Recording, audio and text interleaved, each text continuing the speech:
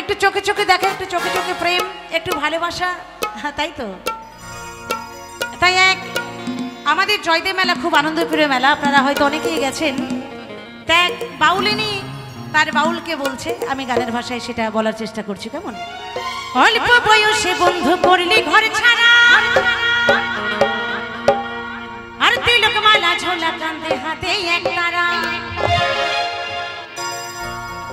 অল্প বয়সে বন্ধু করলি ঘর ছাড়া,